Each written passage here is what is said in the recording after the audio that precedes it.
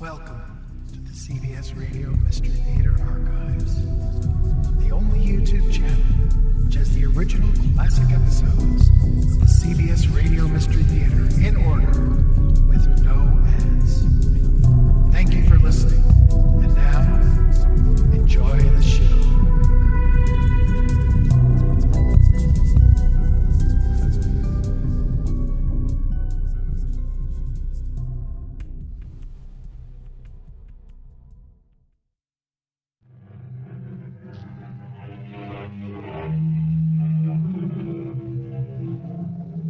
Come in.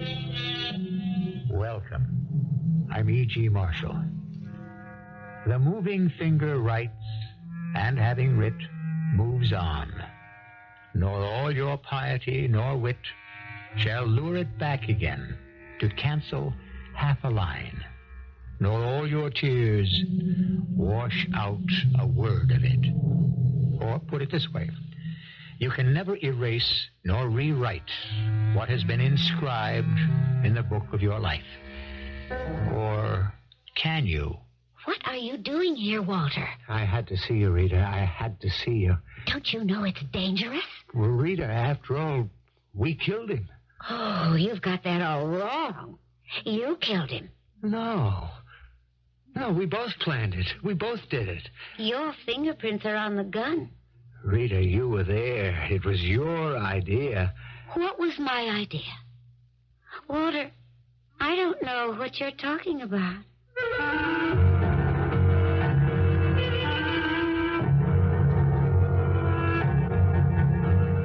Our mystery drama, The Gift, was written especially for the Mystery Theater by Sam Dann and stars Robert Dryden. It is sponsored in part by Buick Motor Division and True Value Hardware Stores. I'll be back shortly with Act One. We have laws against it, both man-made and divine. Practically all civilized and most uncivilized societies as well prohibit it. So then, how do you account for the fact that murder has flourished since the dim red dawn of history? Murder by individuals, murder by groups, murder at wholesale, murder at retail, but murder everywhere, and enough to spare. We're in a pretty little cafe lounge. A man and a woman are at a table holding hands. They seem to be very much in love. And yet, as we listen, the very first word we hear is murder. Now, what brings this on? We plan to do it, don't we? Of course, darling. But we don't have to talk about it. What do you mean we don't have to talk about it? What I mean is, we don't have to talk about it anymore. Rita. Everything we have to say has already been discussed. It only remains to be done. Yeah. Well, maybe... Walter, are you beginning to have second thoughts? I don't know. Well, for your information, you were the first to mention it 6 months ago. Didn't you say, if only Dennis weren't around? Well, yes, but that didn't mean... What did it mean? You have a way of turning... I have a way of cutting through the nonsense, of cracking the shell to get at the meat. Well, do you want to call it off? Do you? Walter, the time has come for you to take a stand and to stay there. Suppose we get caught. We're going through all that again. Oh, it's something to think about. It was something to think about. It was one of a great many problems and dangers, but we considered each one of them, arrived at a decision, and put them all behind us. Yes. Well, there's no guarantee we'll get away with it. Does it have to be done today? Will it be easier tomorrow? Oh, I guess you're right. No. We're right. This is being done by the two of us. Yes. It's 5 o'clock. Time to go. I don't see the waitress around. We'll have to wait. Just leave a $10 bill on the table. That'll more than cover it. Rita. I'm leaving now, Walter. With you or without you.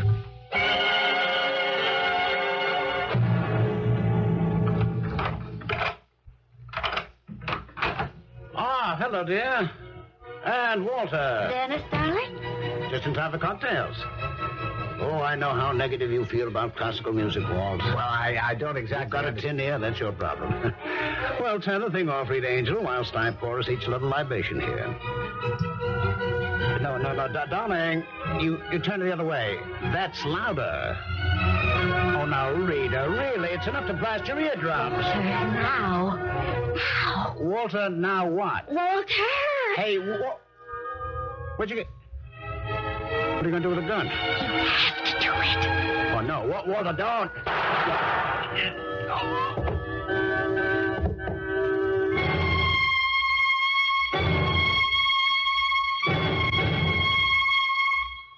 I'm sorry, Mrs. Holland.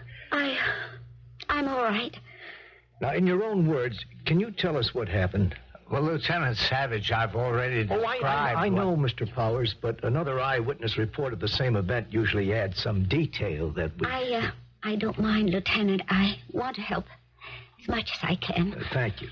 As Walter, Mr. Powers said, we came into the apartment at... Well, it must have been about 5:15. Mm-hmm. Dennis was listening to his music in the study. I'd recently bought a painting, a Faraday landscape. Have you ever heard of him? Yes, Mrs. Holland. Then you know. I had it hung in the living room. Walter hadn't seen it yet, so he and I went inside and... Yes, Mrs. Holland? You know how you can get lost in a Faraday landscape. So, we must have been looking at it for all of 10 minutes.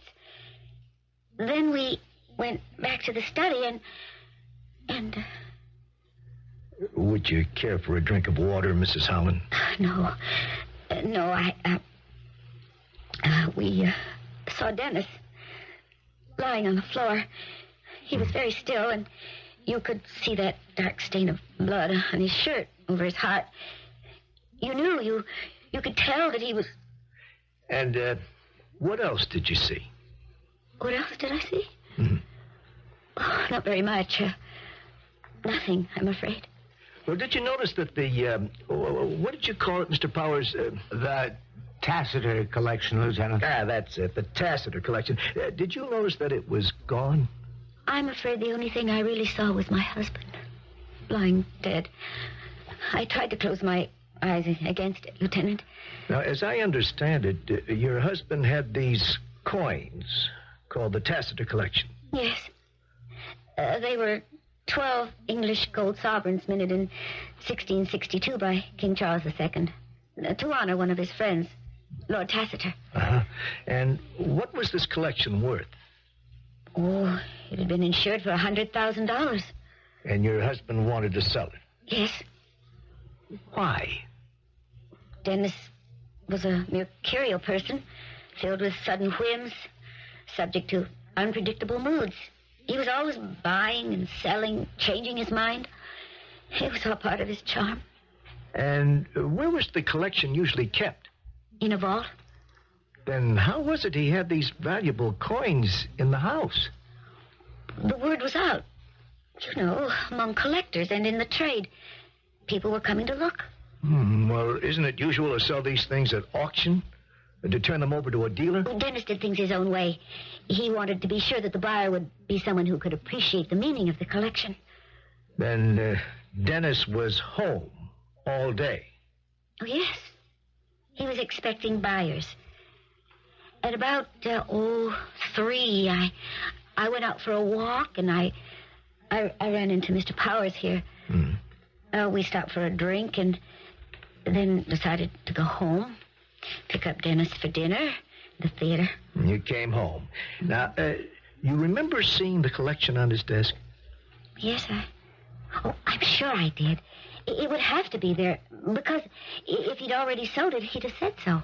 Now, you went into the other room to look at the painting, and you were there for 10 minutes. Now, during these 10 minutes, someone came in. How would that person enter? The only way is through the front door. Well, he'd have to ring a bell. The door locks automatically, and there's no sign of forced entry. You didn't hear a bell? No. Well, you see, he had his music going. It was very loud. Uh-huh. And this same someone then shoots your husband. You didn't hear a shot? No. Mm-hmm. And you didn't either, Mr. Powers? No. As she said, the music was going full blast in the next room. Mm-hmm. Well, thank you, Mrs. Holland. Is that all? Yes, that's all. Lieutenant Savage. Dennis Holland was my closest friend. He was also a fine human being. His murderer must not go unpunished. We'll do what we can. Tom, Eddie, got your pictures? You ready? All right, let's leave. Oh, goodbye, Mrs. Holland, Mr. Powers. Oh, don't bother. We can let ourselves out.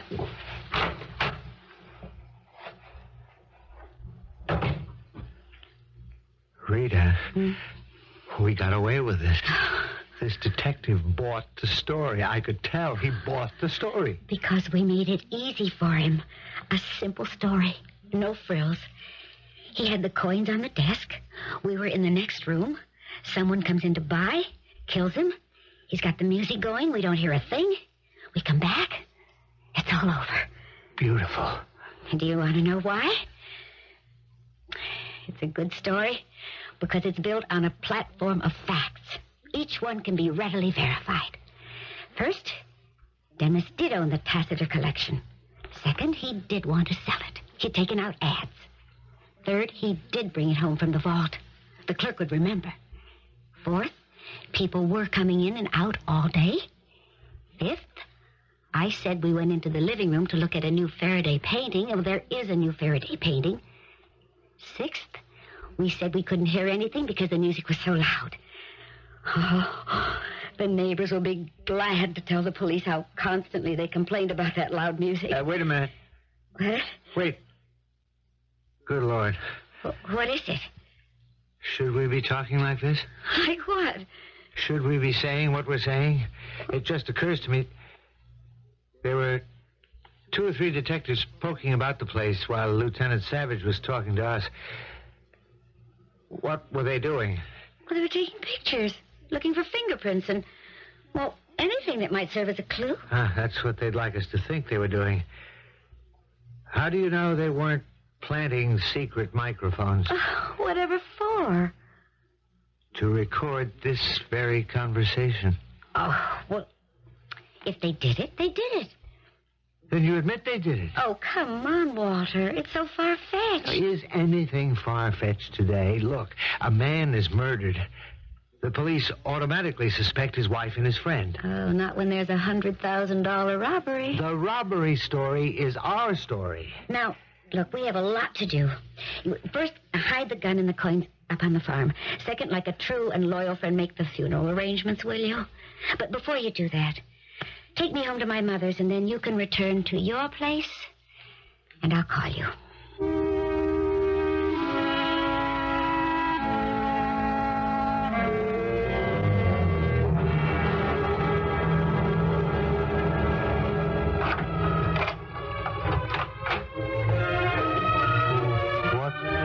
What's this music? Where's this music coming from? From a record player. A record player? But I don't have a record player. I bought you one. You bought... Dennis. Yes, Dennis. But you're dead. You have to be dead, Dennis. You're dead, and yet you're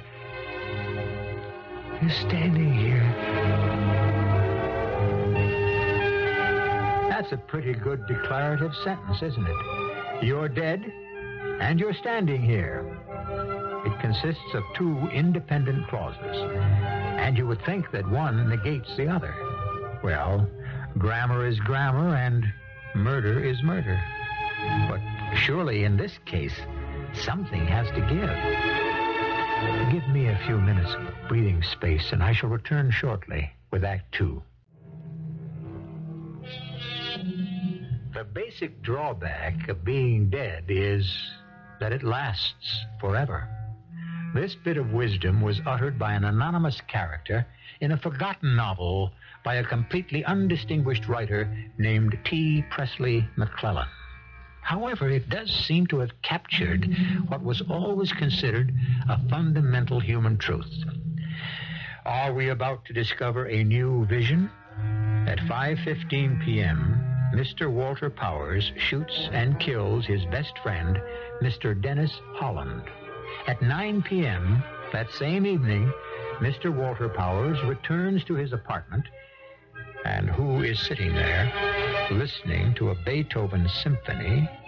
Why, Mr. Dennis Holland. Dennis, you... I'm here. Start with that. You're dead. Well, who knows that better than you, Walter? You killed me. But you're here. Obviously.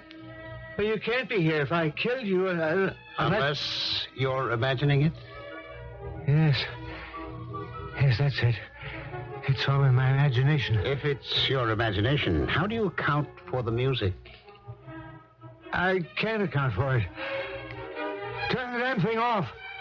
If you say so, Walter. But still, you must account for it. You know you don't own a record player. Did you subconsciously go out and buy one? Why would I buy one? Because you're now in the hands of your conscience.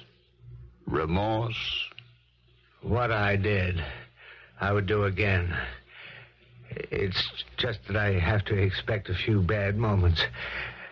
I think I see you. But you do see me.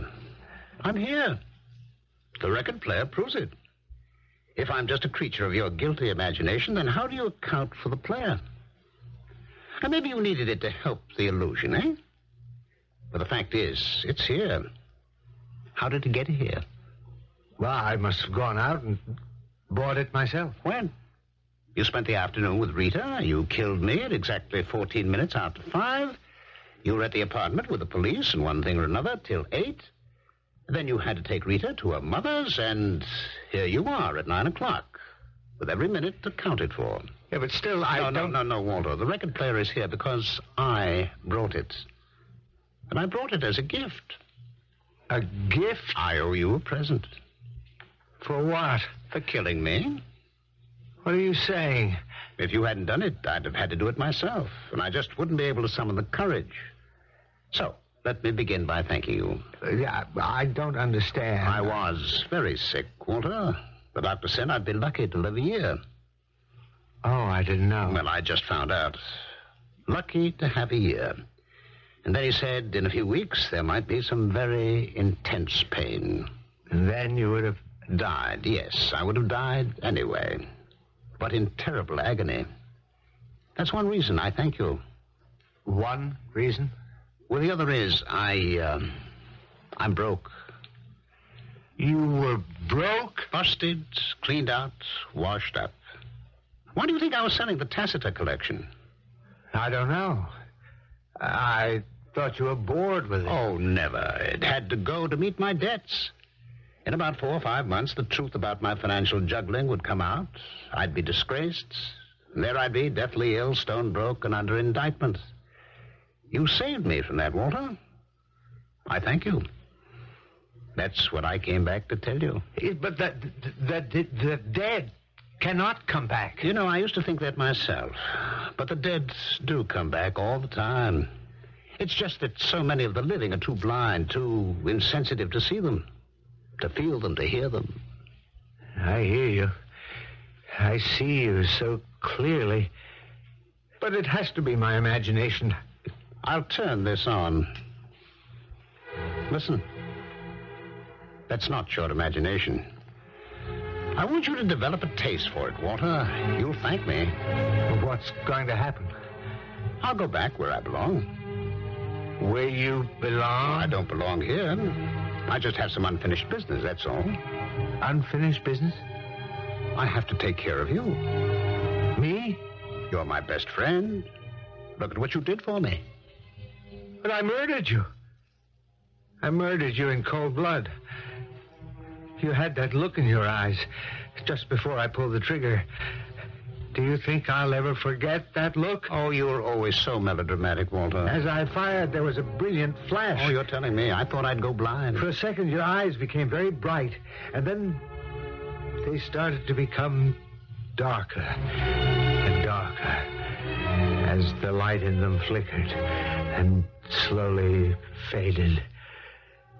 Then all the light went out of them. I was dead, yes. That's exactly what it feels like. All the light goes out of you, and you're lost in a dark void.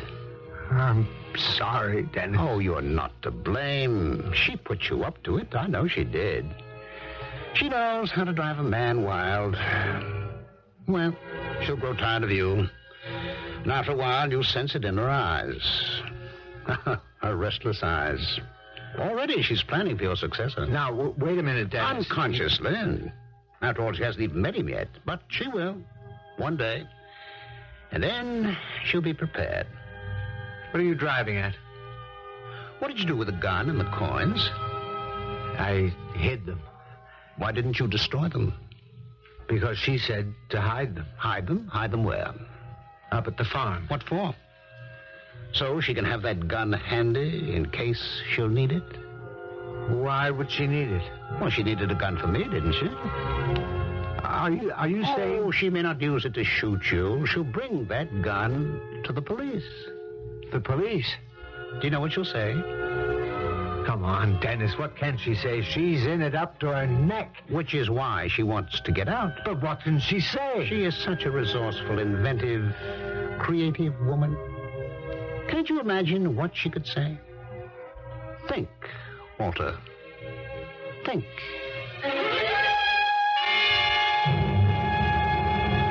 Listen to me, Lieutenant. He did it. Walter Powers did it. Are you accusing Walter Powers, Mrs. Holland? Protect me. Don't let him kill me. He's insane. Walter's insane. I'll tell you everything. We came back to the apartment. Walter hated Dennis. He shot Dennis. Shot him in cold blood. Just a minute, please, Mrs. Holland. Walter wanted those coins. That Tacitus collection. He shot Dennis, and he forced me to go along with the story, or else he'd kill me. You don't know what he's like. Mrs. Holland, have you got any sort of proof? Proof? I know where he hid the coins. And the gun. Could she play a scene like that? Is Rita capable of it, Walter? But she loves me. Oh, she also loved me. It comes and goes with her. Why cling to a dying tree? Why treasure what can no longer blossom? Those words. How would I know those words? Oh, foolish Walter. Didn't she also speak them to me one day? She whispered them on a sailboat. We were running before a freshening breeze. Her long, honey-colored hair was flying straight back in the wind. A wind that also held her shirt taut against that beautiful curving line of her body. She can make you believe anything in a moment like that. Tell me, where and when did she whisper those words to you? That can't be real. You can't be real. Listen to the music again, Walter. Only I could have brought it here. It proves this is real. It proves I'm here to help you. Here to save you. Save me from what? From her? Is that it? Yes. Because she'll want to get rid of me one day? Right. No, there's something you forget. Sure, there was another guy before you, and she ditched him for you, and she got rid of you for me. And you say my turn's coming up. Exactly. Well, maybe it isn't. Maybe there's something you can't face up to. Maybe you and how many other guys before you simply weren't man enough for her. Mr. Macho. All right, let's assume that's true. Then your whole theory flies out the window. Only to walk in again through the door. That little scene in the police station. What little scene? You mean That imaginary little episode? It will have to take place, you know. Why? Because you say so? Because logic demands it. What logic? The logic of reality. A man is shot to death. In the house at the time are his wife and his best friend. Now, what the investigating detective asks himself at the very beginning is, are these two having an affair? I would say he's convinced they are. Why? Because he's trained. His experience teaches him to look for those things. But how can he tell? People in love give themselves away in any one of an infinite number of little things, Walter. A glance, a gesture, a smile, a frown, who knows? And so we begin with your Lieutenant Savage. You think he's a dull, plodding policeman. Don't sell him short. Lieutenant Savage, what do you think he's doing right now? Well, how would I know? You can picture it. He's in his office, at his desk. Lieutenant Savage. Oh, yes, Inspector. I'm doing the report right now. Well, Dennis Holland had these coins worth about $100,000. A crook could have come in, killed them, and grabbed them. So we have to run a net among dealers, collectors, and so forth. On the other hand, we got the wife and the best friend. Now, they're in the next room while a .38 caliber revolver goes off. And they claim they didn't hear a thing. Well, that's what they say. I think I get a little bit of a click there. Well, I want to give it a play. Yeah, I'll get right on it. And he's on it this very minute. What'll he discover, Walter? What'll he discover? Nothing. Are you trying to tell me there was nothing? We were very discreet. Discreet? Nobody knows about us. Nobody? Let's check that out. We are now in the area of routine. Basic police routine. The police are experts when it comes to routine. And if it's a crime that can be solved by the use of routine, the police crack it every time. I don't know what you're talking about. Or you wish you didn't know what I was talking about. Tomorrow morning, Lieutenant Savage is going to ring Rita's doorbell. And do you know what he's going to ask her? Well, how could I know? Well, it's a question he couldn't ask her this afternoon. She was too upset. But it's a question both you and she can very well expect. What is the question? Well, you should know. It's the question that marks the beginning of the routine.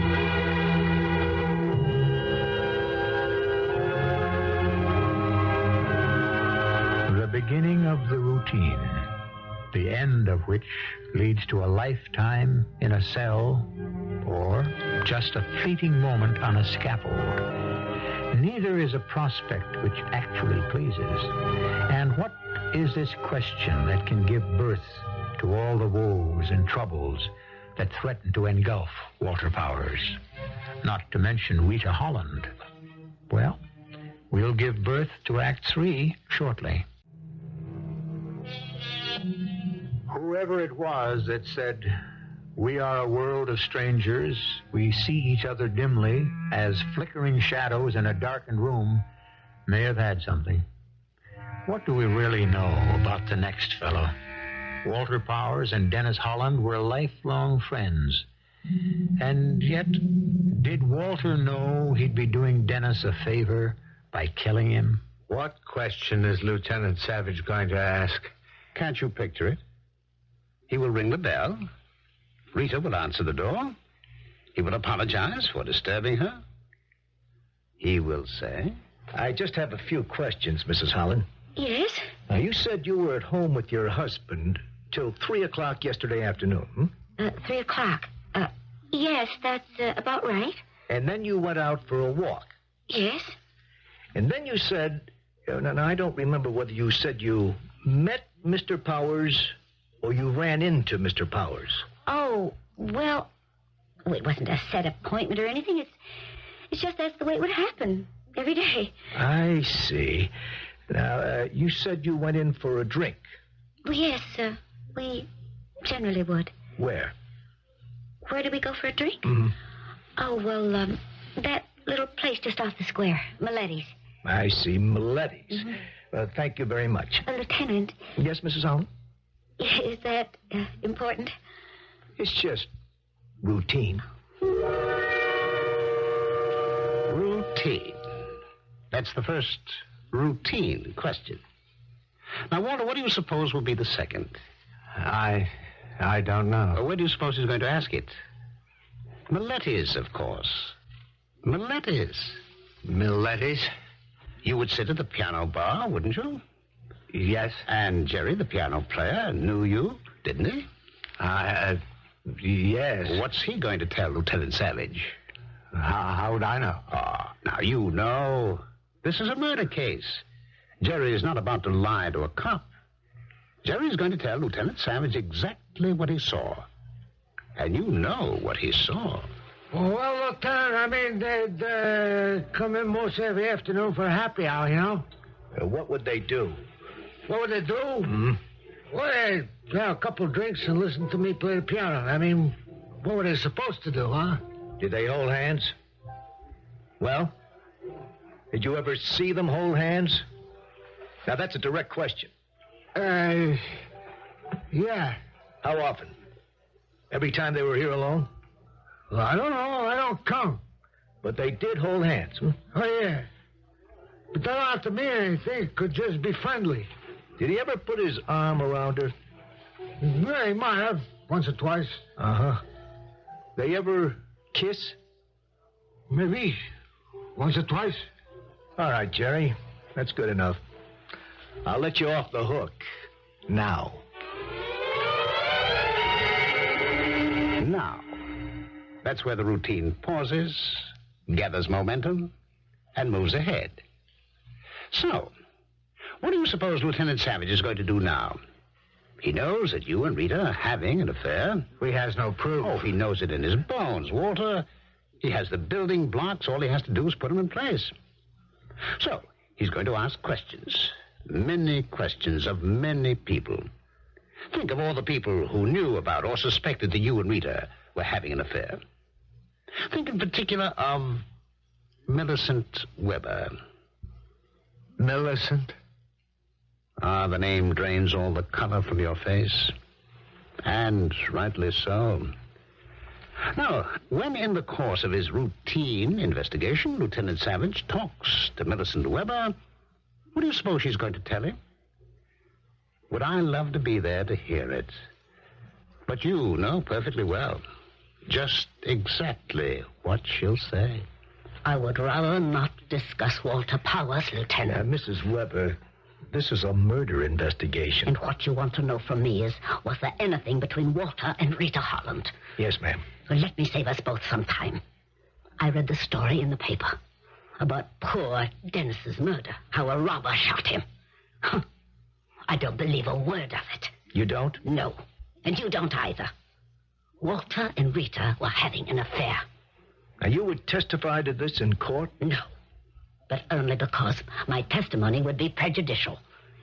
You see, I have reason to detest Walter Powers. May I ask the reason? He was engaged to my youngest sister. He broke it off to run around with that married woman. Doris took it very hard. I tried to tell her she was better off out of it, but she was a very romantic child. She was at the beach last summer. There was an accident. She drowned. I think she did it deliberately. That's all I can tell you. Do you know of any way we could prove Rita Holland and Walter Powers were having an affair? No. Wait. Of course I do. The Riverview Motel. I wanted to expose him, so I had him shadowed. The detective reported that Walter and Rita had spent several nights there. I presented the evidence to Doris. Yes? That was the end of things between them. But it was also the beginning of the end of everything for Doris. The Riverview Motel. Thank you, Mrs. Weber. The Riverview Motel, Walter. That's what Millicent will tell him. And how many desk clerks, chambermaids, and cocktail waitresses will remember the two of you together there? What are you trying to convince me of? Well, that you are getting closer and closer to that little scene in the police station where she sells you down the river. Oh, you don't know how much she really loves me. She would never do that. Well, she may have no choice, Walter. The routine. It's become a juggernaut. It threatens to ride right over her. Now, Lieutenant Savage is going to go back to her. Now, Lieutenant Savage is armed. He's ready. And you can just picture what he's going to say to her. You're crazy. You mean you can't picture it, Walter? You mean he isn't going to ask her? Mrs. Holland, are you having an affair with Walter Powers? Am I... What? Shall I repeat the question? How dare you? But you have no right to ask such an insulting, slanderous question. Mrs. Holland, if I were to go to the Riverview Motel... Riverview Motel. Would I find witnesses among the personnel who could testify that you and Mr. Powers engaged a room there quite often? Would I? Lieutenant, listen to me. He did it. Walter Powers. He did it. So you see, Walter, the scene. We are ready for the scene. You don't believe it. I don't believe any of this. I can't. I'm going crazy. I have this hallucination that you're here, that a dead man is talking to me, that a man I killed is here in this room talking to me. Oh, if only it were an hallucination. All of this is unreal. All of this is fear and phantom. All Rita and I must do is not lose our heads. She has to sell you down the river, Walter. No. You're not real. All I have to do is shut you out of my mind. I'm real, Walter. It's a reality you can't understand yet. In this room, however, there is a reality that you can understand. It takes up room. You can stub your toe against it. You can touch it. Turn the switch on, you can hear it. The record player, Walter. I brought you the record player. You left the house at 3 this afternoon. It wasn't here, was it? No. Well, I keep telling you, I brought it as a gift so that you would believe me. But it's the finest you can buy, Walter, exactly like the one I have, or I had in my house. You see? Look at it. Listen to it. Only I could have brought it, yes? Yes. Place yourself in my hands. I'm the only one who can help you, really. She mustn't play that scene in the police station. She's capable of it, isn't she? Isn't she? Yes. One way or another, one day or another, you have to be killed. Just as I had to be killed. Kill her first. Well, no. You have to. But that'll surely... I mean, the police... I'll be arrested for murder. No, you won't. Well, what do you mean, I won't? Walter, I'm dead. Which means I see things. Kill her. You won't be caught. Right now, she's asleep all alone at her mother's house. Go there quietly. Kill her quietly. No one will know. Kill her. You'll get away with it. Trust me. Believe me. Believe you? Isn't this music proof that you can believe me? Yes. Yes.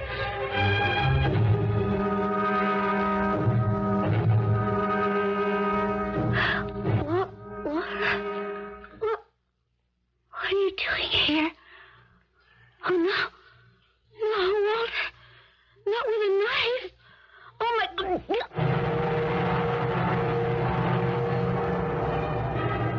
I hope you got rid of the knife. I threw it off the bridge. Good. No one will ever find it. What happens now? Nothing. The police probe and pry and poke around. But proof? None at all. Sit tight. Sit tight. Sit tight and enjoy the music. Who could that be? Why don't you answer it? Oh, hey, this is a break. I'm glad you're home. Well, who are you? Well, who do you think I am? I'm glad you're enjoying the set. Maybe you want to buy one, huh? Hey, maybe that's not such a bad way to advertise. What are you talking about? This dame wanted to give her husband a surprise birthday present in apartment 4E. She bought him this here record player. What are you saying? Only that stupid salesman at the store wrote down 3E on a ticket instead. The super let me in here earlier. No, you're making a mistake. Well, that's what I'm saying. I made a mistake. This record player, it's a gift from Dennis. Oh, look there. Leave me explain it again. Dennis, tell him. You see, this woman calls me up. Dennis. She's having a fit. Where's that record player? I paid for that record player. Dennis! And I said, lady, I delivered that record player. I installed it in apartment 3E, like the ticket said. Dennis, why don't you tell him? 3E, she yells. It's 4E. Please, tell him, Dennis. So, if you don't mind, I'll just have to unhook this. No, what are you doing? What am I doing? That's mine. Well, buddy, I just explained. Dennis gave it to me. Are you nuts? Dennis told me it would be all right. Look, do I have to get a cop? Dennis said nothing could happen to me. Even after you killed her, he said nothing can happen to you. Dennis knows. No, you know how Dennis knows? Well, go ahead, ask me. Well, how does Dennis know? Because Dennis is dead. Oh, yeah, I see. I see. Look, I must have made a mistake. Yeah, of course you did, yes. It was Dennis who brought me this wonderful record player. Oh, sure, of course he did, pal. Yeah, sure. Why don't you just... excuse me. Excuse me.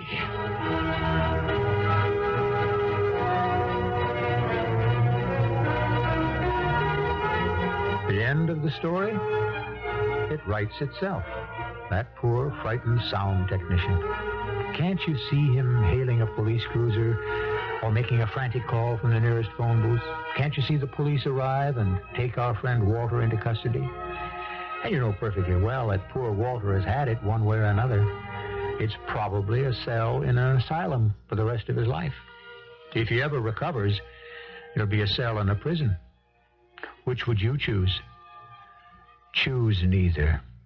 I'll be back shortly. Can the dead, do the dead ever come back? Of course they do. All the time. They come back in what we do, in what we say, and even in what we are. They are gone from our sight. Their voices are still, and we see them and hear them so clearly sometimes. Who was it that said, to be remembered is to live forever? Our cast included Ralph Bell, Robert Dryden, Evie Juster, and Sam Gray. The entire production was under the direction of Hyman Brown. Radio Mystery Theater was sponsored in part by True Value Hardware Stores and Buick Motor Division. This is E.G. Marshall inviting you to return to our Mystery Theater for another adventure in the macabre. Until next time, pleasant dreams.